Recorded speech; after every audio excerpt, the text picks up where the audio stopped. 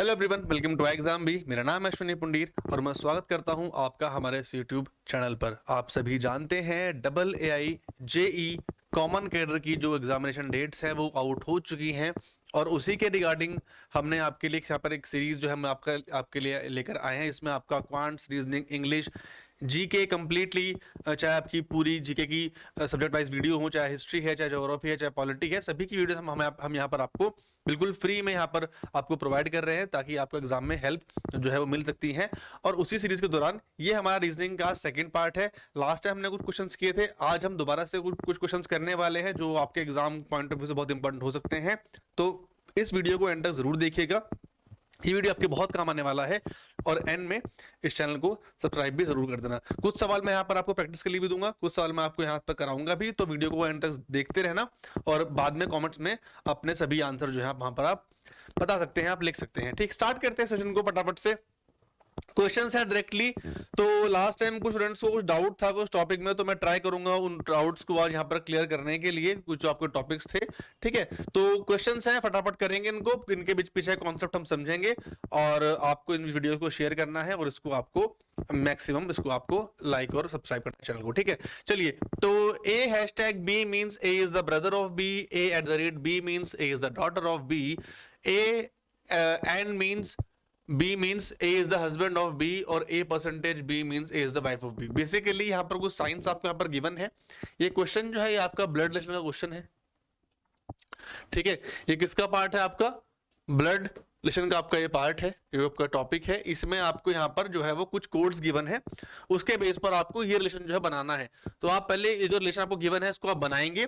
बनाने के बाद जो क्वेश्चन पूछा गया है कि जो रिलेशन है एन और एफ का वो आपको बताना है। ये आपके पास 4 ऑप्शन है। स्टार्ट करते हैं इसको। D at the rate N, कुछ नहीं करना है, यहां इसको पढ़ना है, ऊपर इसको देखना है बस खाली। ठीक है, D at the rate N मतलब D is the daughter of N. तो डॉटर के लिए मैंने क्या बताया था लास्ट टाइम, पहले अगर डी है इसको डॉटर बनाऊंगा सर्कल में, और ये डॉटर किसकी हो गई यहाँ पर? ये एन की हो गई। ठीक है, ये इसने यहाँ पर बोला है। N at the rate H, N भी डॉटर किसकी है? एच की है, तो एन भी किसी की डॉटर है और ये हो जाएगी हमारी एच की डॉटर। ठीक है, यहां तक हो गया। उसके बाद एच एंड वाई मतलब H is the husband of Y. अब एच जो है ये हस्बैंड है किसके? वाई के, तो वाई नेगेटिव और ये पॉजिटिव। नेगेटिव इसलिए नहीं बोल रहा क्योंकि वीमेन हमेशा नेगेटिव होती हैं, ऐसा मेरा कोई मतलब नहीं है, बस उनको यहाँ पर सिंबलाइज किया हुआ है। ठीक है, और उसके बाद बोला है यहाँ पर Y at the rate F, Y at the rate F मतलब Y is the daughter of B. अभी जो वाई है ये भी किसी की डॉटर है, वाई जो है ये भी किसी की डॉटर है। ठीक, वाई भी किसी की डॉटर हो गई एफ की, और एफ परसेंटेज बी, ठीक है, वाई एफ और F percentage B, F is the wife of B. अब ये जो एफ है ये किसी की यहां पर जो है वाइफ हो गई, ये किसी की यहां पर वाइफ हो गई वी की। ये आपका पूरा का पूरा ट्री जो है बन चुका, इसको यहां पर आप देख लीजिए। ये डी है, ये एन है, एच है, तो डी की बेटी एन, एन की बेटी डी, फिर एन किसकी बेटी है? एच की बेटी है, एच उसके फादर है, ये इसकी वाइफ हो गई, ये इसकी मदर है, ये इसका हस्बैंड हो गया। ठीक है, पूछा है आपसे how is N related to F, N का जो है एफ से क्या रिश्ता होगा? तो ये रहा एन, ये रहा एफ, तो ये एफ की जो बेटी है वाई है ना, नेगेटिव लिखा है, और उसकी बेटी कौन है? यह एन है, बस सिंपल। तो डॉटर्स डॉटर हो जाएंगे यहां पर, ये खत्म बात, आपका क्वेश्चन सॉल्व हो गया। ठीक है, ये समझ में आ गया। दोबारा कॉल कराऊं आपको, इसमें यहाँ पे क्या करना होता है? अगर आप ये वीडियो पहली बार देख रहे हैं, अगर आपने पहले देखी तो आपको यहाँ पर मैंने आपको पहले बताया था, आप अगर फर्स्ट टाइम देख रहे हैं तो जो हमारे पास जो मेल होते हैं, मेल को हम डिनोट करते हैं भाई प्लस से या फिर स्क्वायर बॉक्स से, फीमेल को हम करेंगे नेगेटिव से या फिर इससे। जो मेल फीमेल अगर पति पत्नी है तो हम ऐसे उसको डिनोट करते हैं, मेल फीमेल अगर भाई बहन है तो ऐसे डिनोट करते हैं, मेल फीमेल अगर बेटा बेटी या बाप या माँ या बेटी है तो उनको हम ऐसे, मतलब हायरार्की में ऊपर से नीचे और यहाँ पे ऐसे। तो ये इसका पूरा का पूरा फंडा होता है। ठीक है, चलिए अगला क्वेश्चन करते हैं। 6 friends A B C D E and F are standing in a circle facing the center. B is between F and C, A is between E and D, and F is to the immediate left of B. Who is seated between A and F? ठीक है, ये आपका sitting arrangement का question है। Circle में यहाँ पर 6 लोगों को बिठाया गया है, अब उनसे आपको क्वेश्चन को सॉल्व करना है। देखते हैं क्या है इसमें। 6 फ्रेंड्स हैं, A B C D E and F are standing in a circle। Circle में खड़े हैं पहले। ठीक है, मैं यहाँ पर आ जाता हूँ, क्वेश्चन आपको दिख जाएगा। साथ साथ साथ साथ आप भी क्वेश्चन करिए। 6 लोग हैं, सर्कल में है, फेस अंदर, तो ऐसे मैंने इनका फेस कर दिया। 3 यहां पर हो गए और एक ये ऐसे। कोई दिक्कत? 6 लोग यहां पर बन चुके हैं। चलिए, B is between F and C. B को कहीं भी ले लो आप, क्योंकि यहां पर कुछ मेंशन नहीं है कि बी कहां पर होगा कहां पर नहीं होगा। बी कहीं ना कहीं जो है वो एफ और सी के बीच में है। तो ये अगर बी है तो या तो एफ और सी यहां होंगे या फिर एफ और सी यहां होंगे। ठीक है, चलिए सपोज करते हैं A is between E and D. अब इन तीनों में से एक ही जगह बचती है, तो ए और ए हमारा यहीं पर आएगा, लेकिन ई और डी की पोजीशन फिक्स नहीं है, तो मैंने ई और डी को ऐसे लिख दिया। ठीक है, ये हमारे 6 लोग बैठ चुके हैं। अब एक बात इन्होंने और बोली है कि एफ जो है वो इमीडिएट लेफ्ट है डी के। एफ जो है डी के इमीडिएट लेफ्ट है। तो ये अगर डी है यहां पर, या ये अगर डी यहां पर, तो इनमें से या तो ये वाला डी एफ ठीक होगा या फिर ये वाला डी एफ ठीक होगा। तो हम इसको ठीक कर लेते हैं। तो मैंने यहां से इसको ई हटा दिया, ई हटाया तो यहां सी हट जाएगा, और यहां से मैंने एफ हटा दूंगा, और यहां से मैं ये डी हटा दूंगा। ये आपके 6 लोग थे, ये बैठ चुके हैं आपके कंडीशन के अकॉर्डिंग। और पूछा है who sitting between A and F. अब ए ये रहा आपका और एफ ये रहा आपका, इनके बीच में कौन बैठा है? डी बैठा है। खत्म। ठीक है, चलिए आगे चलते हैं। Select the correct mirror image of the given combination when the mirror is placed at P Q. Mirror है शॉन बिलो। ठीक है, आपको यहां पर एक मिरर दिया हुआ है, ये आपका मिरर है, ये आपके 4 ऑप्शन है। तो आपको बताना है कि इसमें से कौन सा बिल्कुल जो है यहां पर वो ठीक होगा। ठीक है, ये आपसे यहां पूछा गया है।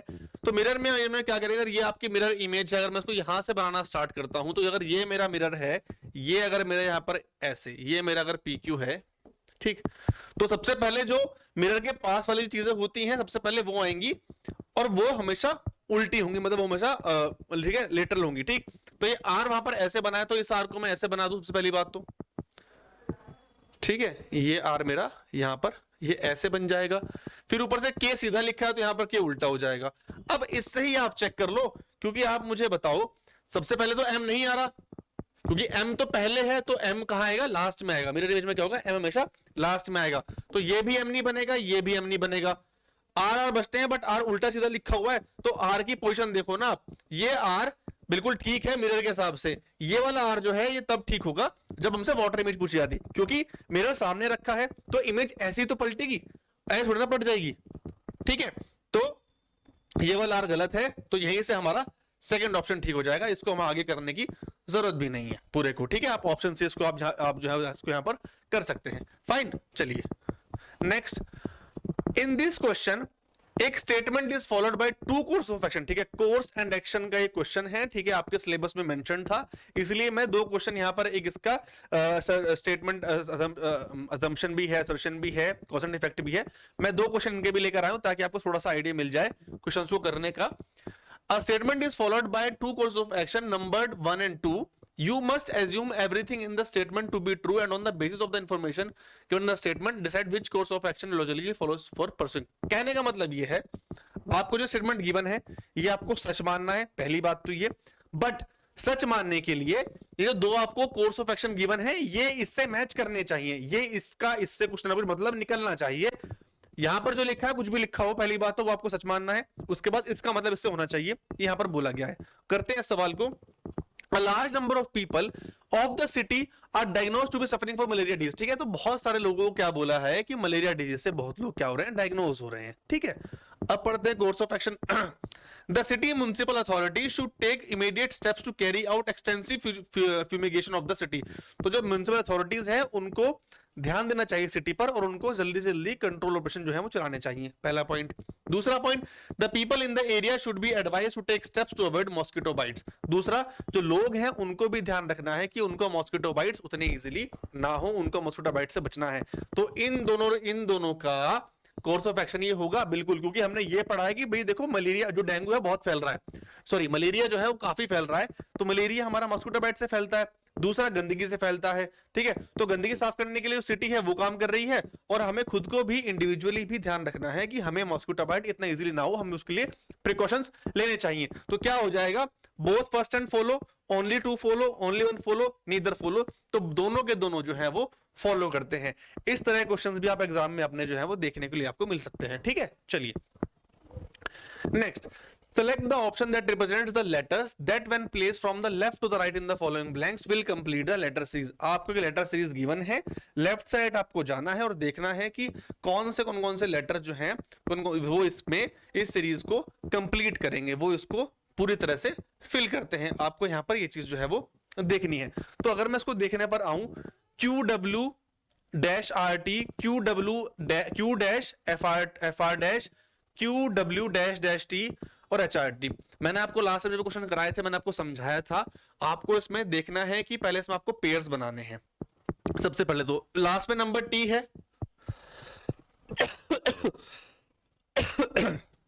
सॉरी, तो आप इसमें देखो यहां पर 1 2 3 4 5 6 7 8 9 10 11 12 13 14 15 16 17 18 19 20 20 है यहां पर। तो 20 का क्या बन सकता है, 10 इंटू 2, 2 इंटू 10, 4 इंटू 5 या 5 इंटू 4। ये पेयर्स मैक्सिमम 4 इसमें से हम जो है वो निकाल सकते हैं 20 में से। पहली बात तो ये। अब लास्ट में आपका टी है और टी मुझे बाकी जगह भी दिख रहा है। अब टी के पेयर बनाना स्टार्ट करूं तो एक टी तो मेरा ये हो जाएगा, एक टी मेरा ये हो जाएगा। तो अब देखो मैं 1 2 3 4 5 5, 1 2 3 4 5, ये भी 5 और ये जो बचता है लास्ट ये भी 5। अब बस इसके अकॉर्डिंग आप उसको पूरा फिल कर दो। अब यहां पर Q है, यहां पर W है, तो यहां पर भी ऑब्वियसली आपका W आना चाहिए, QW, और यहां पर QW। लास्ट आपका पूरा फिल हो चुका है, QW HRT, वहां पे है आपका HRT, यहां पे है आपका F। तो लास्ट में T है, कंफर्म है, लास्ट में T है, कंफर्म है, यहां आपका F है, वहां आपका H है, यहां पर कुछ नहीं है। अब इसके अकॉर्डिंग अगर मैं देखूं तो मेरे को लास्ट के जो 2 हैं वो तो मुझे मिल गए यहां पर, QW जो वो तो मुझे यहाँ के लास्ट के जो वो 2 मिल चुके हैं। अब उससे पहले मुझे आना है RB है, ये भी R कंफर्म है, ठीक है। अब इस पे आ जाओ, ये रहा R, अब बचता है EWTG, EWT और G। तो बस यहाँ पर E है, यहाँ पर F है, यहाँ पे G है, यहाँ पे H है, बाकी QWRT सेम है। ये इसको करने का प्रोसेस जो होता है, इसको करने का पूरा तरीका होता है। इस क्वेश्चन को आपको ऐसे करते हैं, ठीक है। चलो नेक्स्ट, चलिए सिलोजिज्म में लास्ट टाइम कुछ लोगों को दिक्कत थी, तो अगर है तो आज को फिर से थोड़ा सा मैं इसको एक्सप्लेन करने की कोशिश करूंगा कि इसको हम कैसे करते हैं। शायद आपको आज ये चीज जो है समझ में थोड़ी सी आपको आ जाए, ठीक है। इसमें हमारे पास कुछ जो कैसे क्वेश्चन आते हैं, कुछ यहाँ पर केसेस होते हैं, ठीक है। एक होता है हमारा सम वाला केस, मैंने आपको लास्ट टाइम बताया था। एक होता है नॉट वाला केस, एक होता है सम नॉट का केस, ठीक है। एक होता है यहां पर ओनली का केस, एक होता है यहां पर ऑल का केस, ठीक है। तो बस some A are B, not A is not B, some A are not B, only A is B, all A are B, ये 5 तरह से इसमें जो है वो केसेस जो बन सकते हैं। इसी के बेस पर हमें क्वेश्चन जो है वो करने पड़ते हैं। अब इनको हम रिप्रेजेंट कैसे करेंगे आप वो देख लो। सम को हम करेंगे ऐसे, नॉट को हम करते हैं ऐसे, सम नॉट को हम करते हैं ऐसे, ठीक है। ये हो गया आपका। ओनली को हम करते हैं ऑल में, ओनली में क्या होता है, अगर मैंने बोला है ऑल ए आर बी, तो ये सारे ए हैं, ये बन जाएगा आपका बी। और बोला है अगर only A are B, only A are B बोला है, तो इसका मतलब क्या है कि जो सिर्फ ए जो है वो बी होंगे, तो इसका मतलब है कि सारे के सारे बी जो है वो ए के अंदर आ जाएंगे। मतलब इसमें आपको बस को उल्टा कर देना है, ओनली ए और बी पूछा है तो उसको आप ऑल बी और ए कर देंगे, ये इसमें होता है। तो ये बन जाएगा ऐसे। ये हमारे 5 के जवाब बनते हैं। इसी के बेस पर हम पूरा का पूरा स्लॉग जो हमारा वो चलता है, ठीक है। पूरे वेन डायग्राम हमारा जो बनता है वो इसी बेस पर बनते हैं। अब अगर हम देखें यहाँ पर ऑल पी आर जी, आपको बोला है सारे के सारे पी जो है वो जी है, ये पी है,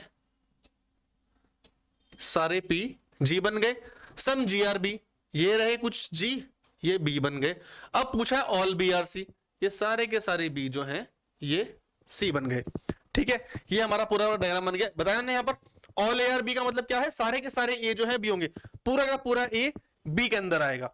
बट इसका मतलब ये नहीं है कि ए का रिलेशन कहीं और नहीं हो सकता, लेकिन जब ओनली आ जाएगा तब उसका मतलब क्या है कि उसका रिलेशन किसी और के साथ कतई नहीं होगा, बिल्कुल भी नहीं होगा। ओनली में बस आपको ये ध्यान रखना है, ठीक है। ये आपका डायग्राम बन गया। अब आते जरा हम कंक्लूजन पे। All P being C is a possibility, सारे के सारे पी का सी बनना इज अ पॉसिबिलिटी। ये रहा सारा पी, ये रहा सारा का सारा इसके अंदर। ये क्या इस पूरे को अगर मैं इसके अंदर ले जाऊं, इसका मतलब है इस पूरे P को अगर मैं C के अंदर ले जाऊं तो क्या मुझे कोई रोकने वाला है? पॉसिबिलिटी के में सिर्फ आपको एक चीज रोकेगी, नॉट। अगर नॉट है आपके क्वेश्चन में तो आपको सोचना है, अगर आपके क्वेश्चन में नॉट ही कहीं पर नहीं है तो बिना किसी सोचे समझ जाओ कि वो पॉसिबल होगा ही होगा। समझ गए?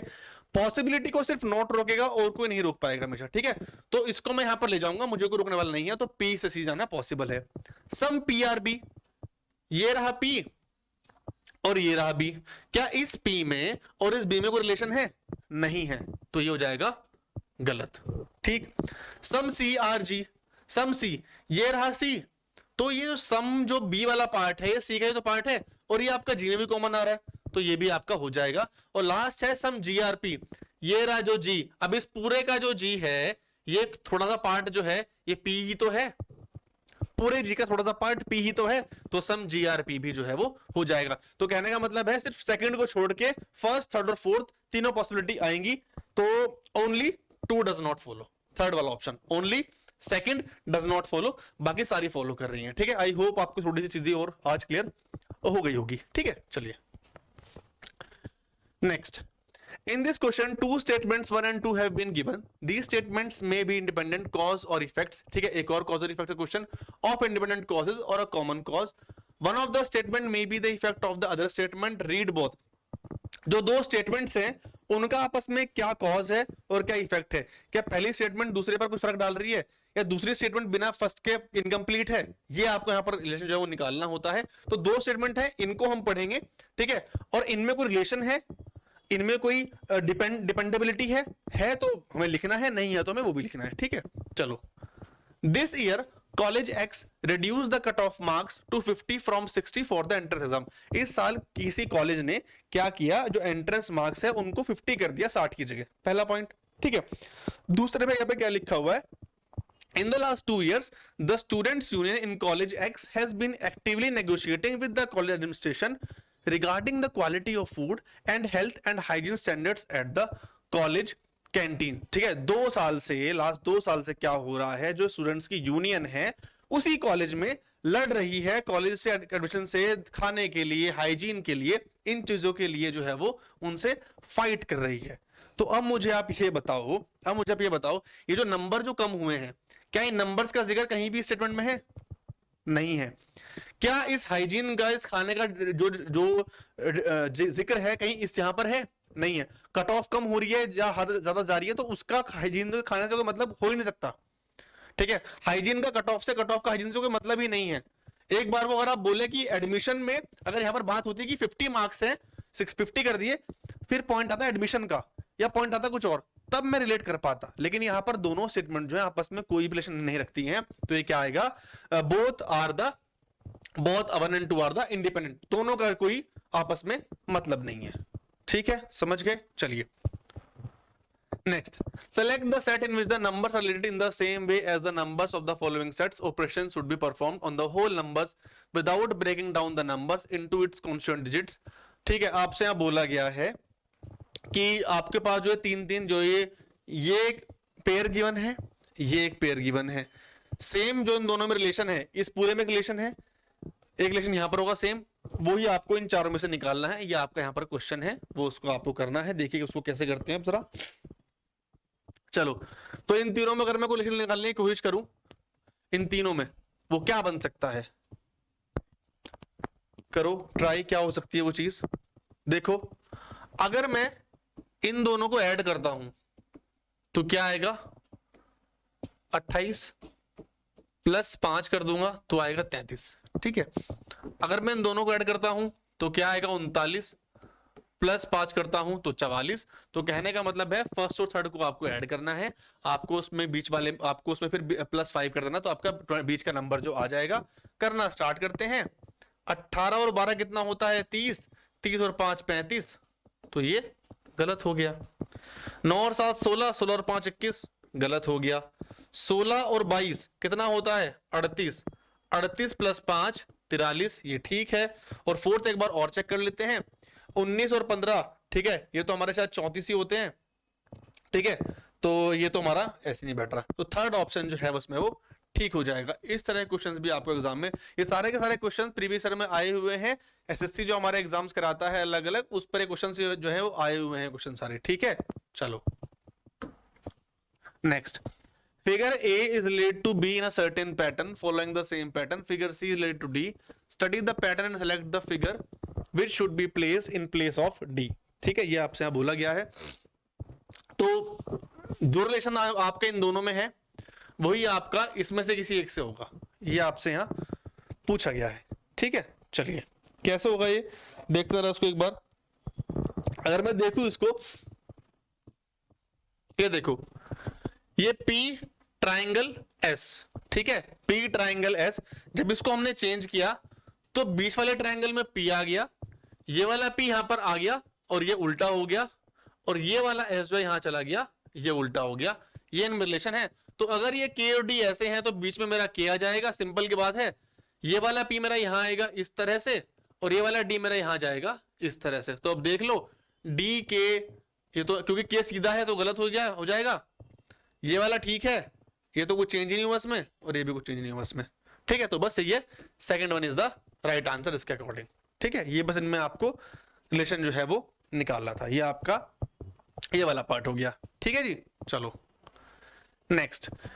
इन a certain code language clock is written as 4, 13, 17, 4, 12। मैं इसको एक बार लिख लेता हूं। क्लॉक को मैंने कैसे लिखा है, 4, 13, 17, जब मैं इसको 4 एंड देन 12 ऐसे लिखा है, इसको आप देख लीजिए एक बार। ठीक है, ऐसे यहां पर ये लिखा हुआ है। और अगर इसके बाद मैं इसको देखता हूं, और ठीक है, तो पूछा है आपसे कि फोन को मैं कैसे लिखूंगा। तो अब आपको क्या करना है, अब आपको रिलेशन निकालना है भाई। देखो, आपको रिलेशन निकालना है फोन में। ये क्लॉक है, ठीक है, 4, 13, 17, और ये क्या है 4, और ये क्या है 12। आपको इसमें यहां पर रिलेशन निकालना है।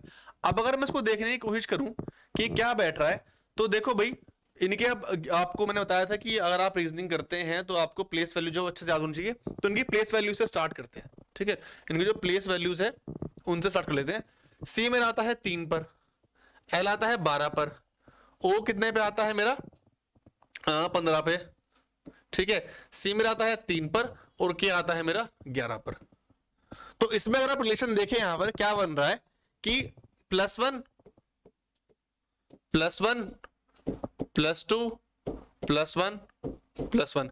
अब मे बी ये बीच का नंबर है तो शायद +2 हो सकता है, या फिर ये जो हमारा क्या बोलते हैं इसको, ये हमारा वॉवल है तो भी ये +2 हो सकता है। अब वो हमें डिपेंड करेगा, जो हमारा क्वेश्चन है उसके ऊपर। पूछा है आपसे फोन करने के लिए, मतलब फोन का निकालने के लिए। तो फोन को मैं यहां लिख देता हूं एक बार। ठीक है, फोन को मैं लिखता हूं अगर, ठीक है, पी मेरा आता है 16 पर, ठीक है, एच आता है मेरा कितने पर, यहां पे आता है मेरा 8 पर, ओ आता है मेरा 15 पर, एन आता है 14 पर, ई आता है 5 पर। ठीक है जी, डन। ठीक, ये हो गया। अब इसको करना स्टार्ट कर दो। 16 था तो +1 कितना हो जाएगा 17, 8 था तो कितना हो जाएगा 9, ठीक है, 15 था तो कितना हो जाएगा यहाँ पर 17, ठीक है, एन था तो जाएगा यहाँ पर 15, और 5 तो जाएगा यहाँ पर 6।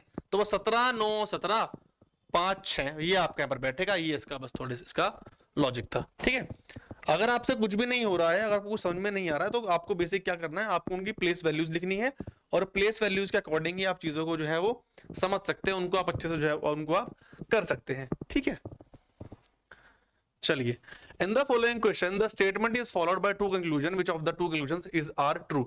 Statement क्या है, आपको यहाँ पर एक स्टेटमेंट दी है, दो आपको यहाँ पर कंक्लूजन दी है, उसको आपको निकालना है। इनइक्वालिटी टॉपिक है, इसको कैसे करते हैं इसको एक बार देखते हैं। यहाँ पर इसकी पहली अप्रोच क्या है इस क्वेश्चन की, इसमें आपको क्या करना होता है, इसमें आपको डायरेक्टली सीधा बस आपको कंक्लूजन पे आना होता है। ठीक है, इसमें आपको आना होता है कंक्लूजन पर। इसमें भी डाउट था, इसको मैं थोड़ा सा आपको समझा देता हूं आज हल्का सा। इसमें आपको इसको क्या करना है भाई, अगर सपोज करो मुझे बोला गया है, आप बस इनको समझो, ठीक है, ये साइन होते हैं, दो अलग अलग साइन है। इसका मतलब है कि ए जो है वो बी तक जा सकता है। ये जो गेट, इसका मुंह जो खुला हुआ है, गेट जो है, इसका मतलब है कि ए जो है वो बी तक जा सकता है। ठीक है, इसका मतलब क्या है कि ए बी तक नहीं जा सकता, लेकिन बी जो है वो ए तक आ सकता है। समझ गए? जिस तरफ आपका फेस जो है, इस तरफ का मुंह जो है उसका ओपन होगा तो वहां से एंट्री अलाउड है, सेकंड जगह से एंट्री अलाउड नहीं होती, ये इसका मतलब है। अगर इज इक्वल्स टू है तो यहां से भी जाओ, यहां से भी जाओ, कोई दिक्कत नहीं है।